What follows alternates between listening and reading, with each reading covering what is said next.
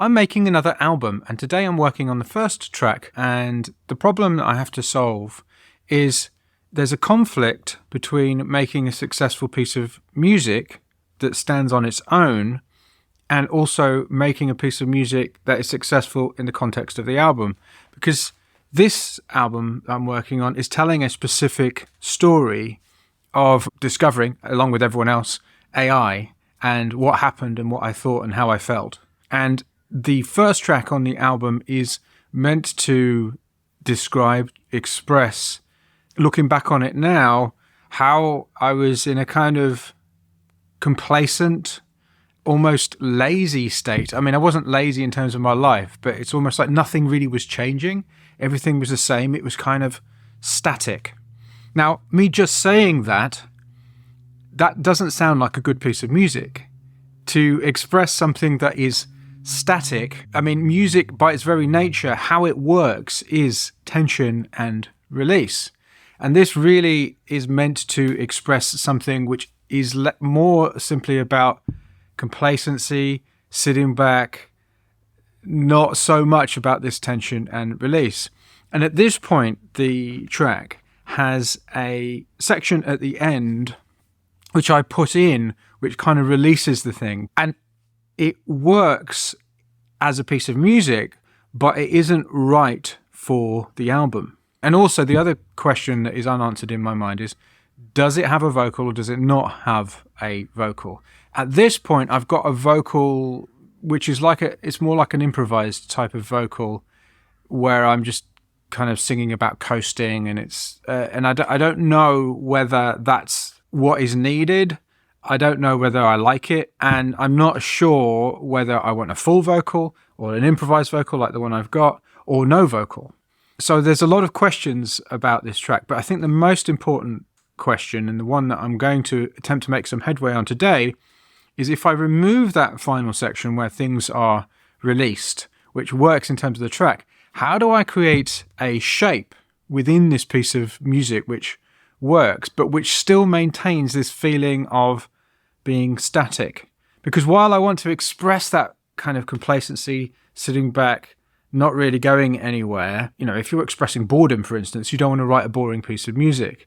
So that's the problem I'm going to solve right now by, first of all, removing that final section and then playing around with the structure to see what I can do to create a shape but still maintain that static feeling.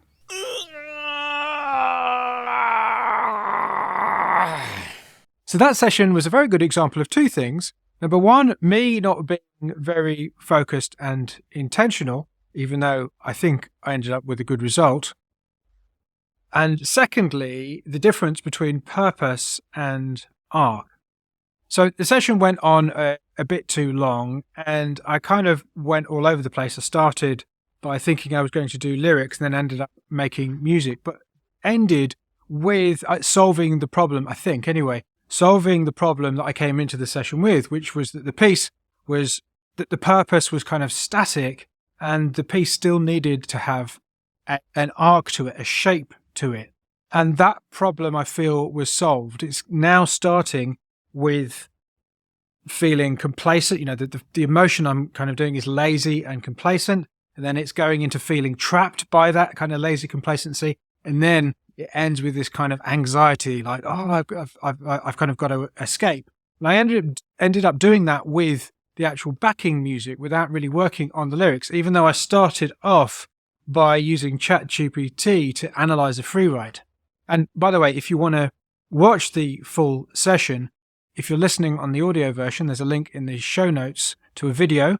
And if you're watching on the video version of this podcast, there's a link in the description.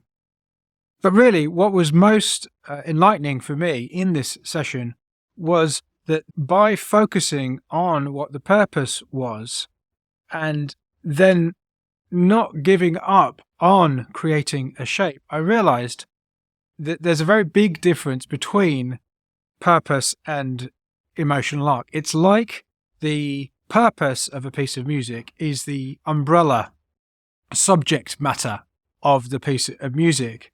And the emotional arc, or it doesn't have to be an emotional arc, but I like using emotions. the emotional arc is the purpose of the individual sections. And by focusing on both of those things, it's like the purpose leads to the emotional arc. So let's say you do a splurge, you just create an initial idea, and you come back to the splurge and you think, okay, so what could the purpose of this piece of music be? So that's the overarching purpose of the entire piece of music. Trouble is, if you stay just at the purpose, then often what ends up happening is you create a static piece of music that doesn't go anywhere because it's just about one thing. But if you think about each individual section as being a different stage of the emotional story, which expresses that purpose, then what you end up doing is creating something that actually goes somewhere.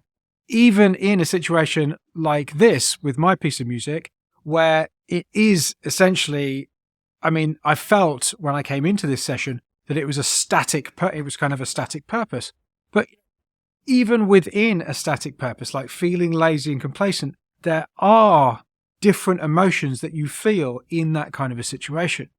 So I feel pretty good about this session. I've got no idea whether the actual music is any good or not, but even if the music isn't good, I am confident the emotional arc that I can use is going to work. And, that's half the battle won already. So now I'll stop talking about making an album and continue making one.